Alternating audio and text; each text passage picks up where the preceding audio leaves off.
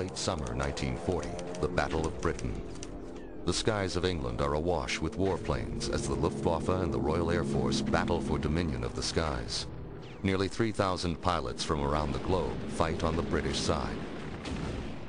In 1972, a document is released by the British Official Secrets Act, but remains buried in the National Archives until the summer of 2008. This document indicates there may be at least one more name to add to the list of heroes. According to the long-lost report, Spitfire pilot officer C.S. Mitchell, an American or possibly Canadian pilot, was reported lost over the channel on the final day of the battle. Why this document would be sealed for over 30 years and subsequently remain buried is a mystery, especially in the light of a notation indicating that Mitchell was a triple ace, crediting him with over 15 kills against the Luftwaffe. An exhaustive search of the archives uncovered this photograph, which appears to confirm that there was indeed a pilot, C.S. Mitchell, flying Spitfires during the early days of the war. Official inquiries with the British and American governments resulted in firm denials. No record of Mitchell exists, or ever existed, but a search of private documents and photographs paints a different picture. September 1931. R.J. Mitchell, plane designer for Supermarine Aviation, was engaged in speed trials for the prestigious Schneider Trophy. The plane being tested was the S-6B. On the day of the race, R.J. wrote in his journal, "Today I was approached by an unusual American chap who claimed to have made his fortune shorting the market crash of '29. The man implied he is a distant cousin of mine and introduced himself as Cameron Shafto Mitchell. C.S. promptly produced a raft of banknotes that he called an investment in the future of aviation. He further commented that the S-6B sure looks like a Spitfire. I rather like the name Spitfire. I'm sure we will use it somewhere." Cameron established an enduring relationship with R.J. Mitchell. Abruptly, in December of 1932, Shafto Mitchell set out on what he described as a tour of history. In the following years, Cameron would write to R.J. from various locations around the globe. May 1932, Newfoundland.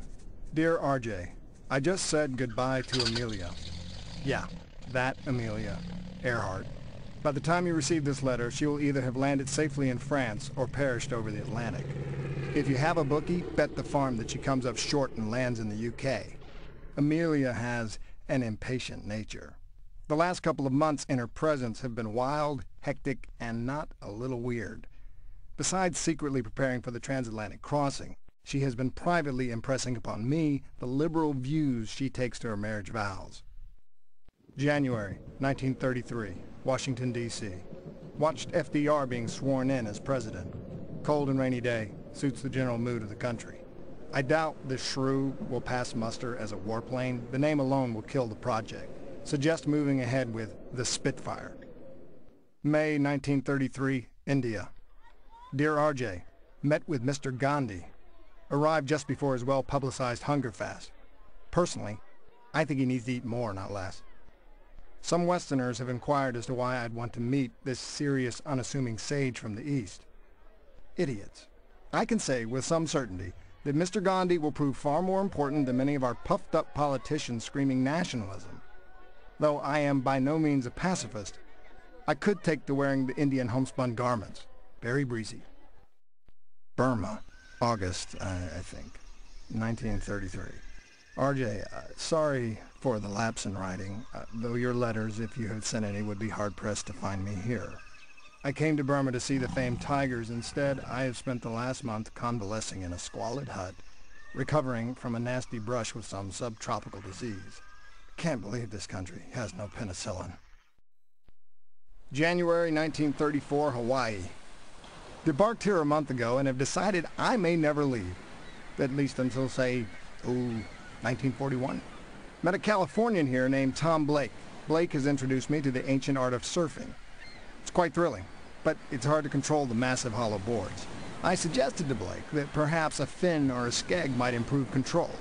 He rather liked the idea and is experimenting with it. I've also decided it might be fun to take a job, flying the mail between here and the mainland. March 1934, Hawaii.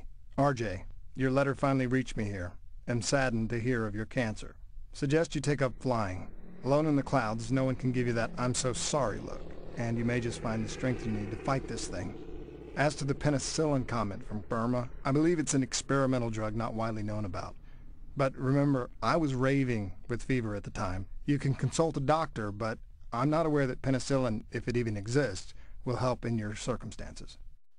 March 1935, California. After months of flying back and forth with the mail, I've decided to settle in California. And Amelia's arrival in Hawaii has led to some awkwardness that I think best be avoided. Mid-March 1935, California. Don't write to me here, the mail job finished. And I think it's time to see the rest of the U.S. P.S. Amelia is now making stops in Burbank. April 14th, 1935. Lost somewhere in Oklahoma. Grounded today by the most fearsome dust storm one can imagine. Visibility was reduced to less than 25 feet for most of the day. I barely managed to find a field to put safely down on. 1936. Berlin, the Olympics. Jesse was triumphant for the 4th time. The crowd actually cheered him despite the obvious attempts by the Nazi regime to suppress their excitement. I managed to get a clear view of Hitler. What a putz. Suspect my mail is being read. Translate that, Fritz. New Year's Day. New York, 1937. Drank heavily last night but could not find a way to be merry. The news that your cancer has returned darkens the horizon for the coming year. May 7th, 1937, New York. Yesterday the Zeppelin Hindenburg floated over the city. I rushed out to Jersey for the landing. I'm sure you've heard the reports, but being on the ground and pulling survivors from the fiery maelstrom has left me shaking. June 10th, Brazil. Word reached me a week ago that Amelia is making her second attempt at circumnavigating the globe. Acquired a Lockheed Vega, but will have to count on Amelia's reckless nature if I am to catch up with her. Next stop, Africa. July 1st, Darwin, Australia. Grounded with mechanical problems. Missed Amelia here by 1 day. Too late. Her plane was reported missing near Howland Island. July 2nd, 1937.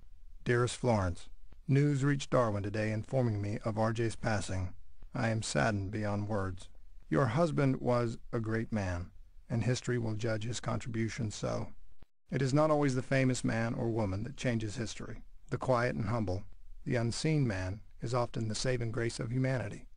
If you don't hear word of me for some time, please understand there are events for which I must prepare, and I must be silent in my preparations. The shocks of the last few days are teaching me a caution which has often been lacking in my life. All my love and sorrow to you, Colonel Cameron Mitchell.